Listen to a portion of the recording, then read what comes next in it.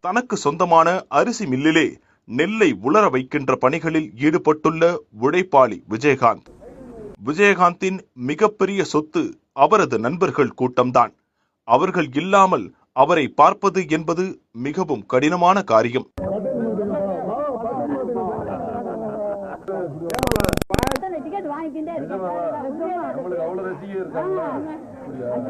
அரட்டை கச்சேரியை தொடர்ந்து நண்பர்களுடன் சீட்டு கச்சேரி.